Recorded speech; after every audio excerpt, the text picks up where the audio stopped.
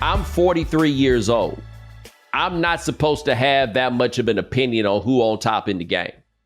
Like, I'm not like, this is not, I don't want to be on top of it necessarily. I'd like to be vaguely familiar with what's going on here, but it's not supposed to be this. And it got me thinking, like, what's going on now with the NBA? Because I think, hot take, LeBron's leaving the Lakers. And the reason that I'm inclined to say that LeBron is leaving the Lakers, and I'm saying inclined, I don't know. But my thought is, look, we've got 20 years of experience with LeBron on this.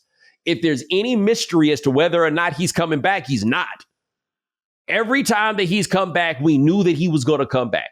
Anytime that he's left, it was in this, hey, well, it could go either way. Maybe he'll have a television show about it, whatever it is. But in all likelihood, he's still really good. I don't want to ignore the fact, but he's still really good. It's year 21. We're not supposed to still be talking about him. We're not supposed to still be talking about like James Harden in the way that we do. That's 15 years in the game. Paul George, that's 14 years in the game. Kevin Durant been in the league for 17 years. We not supposed to still be talking like this game was not built for them to be around as long as they are. Like I talked about, I called it the NBA gerontocracy.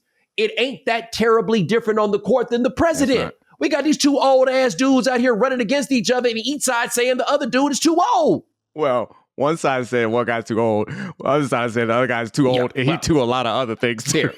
Fair. But you know what though? They all saying that too. True, you know what I'm saying? True, but it's just like, but them cats. Let me tell you what you gonna hear if Trump show up for any debates. Right? This is what you gonna hear on them debates from both sides. Say that again.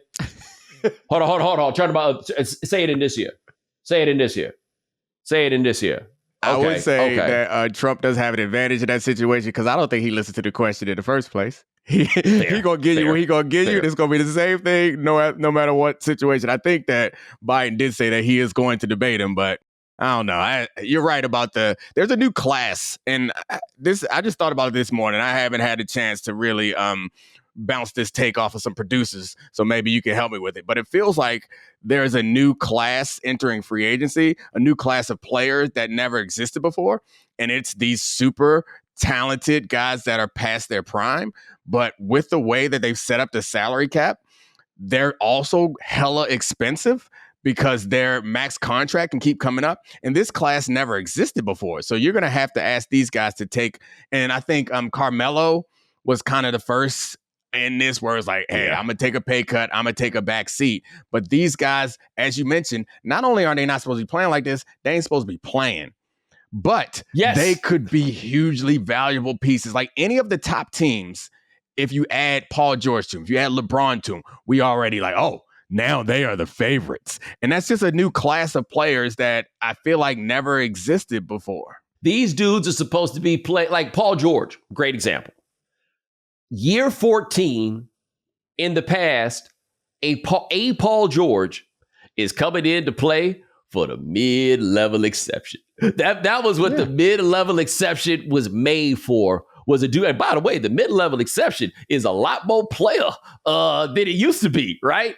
But that's what them cats was going for. The idea that Klay Thompson came into this year thinking he playing for a max. He got one leg, Domonique. And I don't even know, and I think his one leg might be half of this leg and half of that one. I don't even know, the full distribution of his one leg. He got one leg, but I just read something that was just like, yeah, well, maybe he'll go sign somewhere for $17 million. I'm like, what you mean maybe? But you're right. This is a whole new class of dudes that are kind of expecting this sort of money. And what's getting me is the people signing the checks expect these dudes to stay good. Yeah, I'm wondering the example, because normally there's an example that happens that people try to copy, and I can't think of it, where it's like somebody did it. I can't think of it. I think it also could just be about power dynamics in the NBA, is that these guys are just they've amassed so much power and influence, and the transition from the NBA as a player to a front office to a coach is different than it is in football. So football front office are made up a bunch of guys who never played and some guys who played, but the guys who played have worked their way up. They've been out of the league for 10, 15 years. I think some of that has something to do with this. And it's just they have power. And I don't know how to explain it other than there is some residual impact of being, and maybe this is it. Like, they've kept the league not only kept the league afloat, they've floated the league. They've grown the league. Yeah. And when they show up, y'all gonna respect them. And I think that's fair, but also you can't pay LeBron $50 million you can't pay anyone $50 million and not expect them to be the number one option. Well, also, man, like, maybe part of this is like all our old asses a little more can relate to hold on to whatever your space is, right? Because look, the NFL got a system to cycle all of this out, right? We pay the young guys really cheap. We pay the stars a whole lot, and ain't no money for you just hanging on, right? You're going to be out here doing this for the love, and as a result, all these dudes wind up cycling out. At every job and at every place, we see people hanging on and staying longer and staying longer and staying longer. And so they looking at the James Hardens and the Paul Georges, and I guess we just looking at them like, oh, okay, this is what it is, right? Like, I'm trying to remember who it was I was looking at, and it was the Kirk Cousins deal with the Falcons. And I was watching TV the other day, and I think it was Graziano that was on there and was talking about, you're telling Kirk Cousins that, you only expect him to be here for a year or two. And I'm like, he's 36.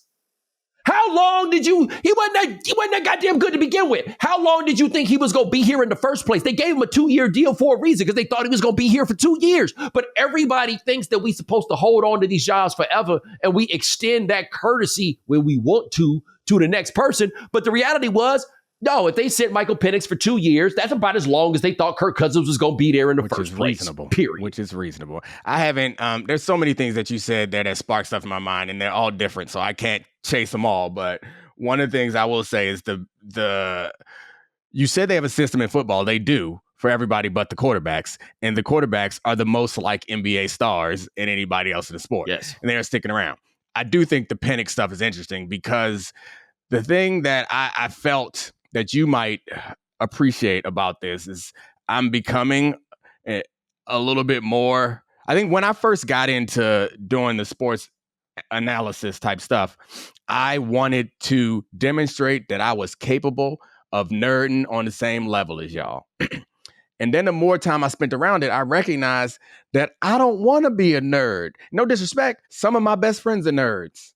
It's okay. I like you nerds. However, that ain't, and you made this point, that ain't what got me excited about it. That ain't what got me into this. And while I will break out a spreadsheet so that my information is informed, I'll construct all the weird formulas in Excel to make sure I'm informed. I recognize that that's the shitty part of my job that I don't like.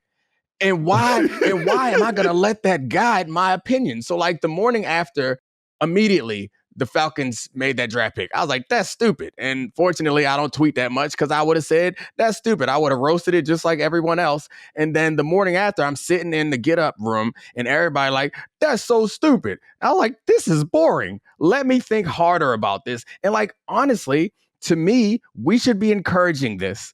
Like, this is something we should be encouraging, not because I'm not a fan of that team. If you're a Falcons fan and you pissed, by all means. But all of us not fans, I recognize we can point out how it does not make sense to draft this way. But that is if you are grading the draft, and that's your job, grade the draft, by all means. But what you have to understand is what Terry Fontenot did is he made a high risk bet. And I respect it. And stop pretending like he's stupid. He got to say access to the same spreadsheets as we got. He knew this pick was going to be pilloried. He knew it. But you know what he's saying? I don't care. I recognize that my eyes tell me that Michael Penix is going to be great. My eyes also tell me that Kirk Cousins is going to be good. I am not going to pass up on what I believe to be great for something that I know right now is just good. And so, like, I get why everyone is like, man, draft capital and like timing and planning. Shut up.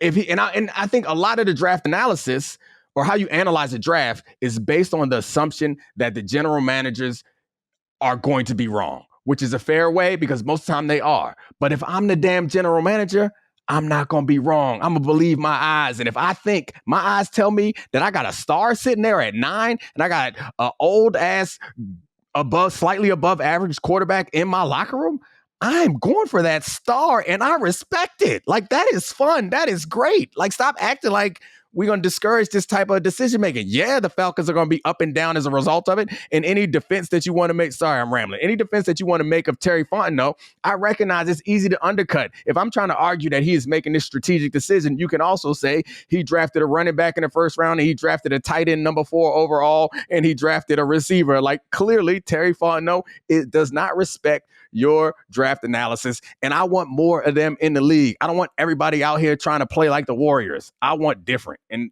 so that's all. I'm sorry. Obviously, that's been on my chest. I said, no, you good, buddy. I said it before, and I'm going to say it again. Imagine if Michael Penix turned out to be that dude, right? Which is entirely possible, right? Imagine he turned out to be that dude, and they like, y'all could have had him, and you was like, yeah, but, you know, we had Kirk. Yeah, we had Kirk, right? Imagine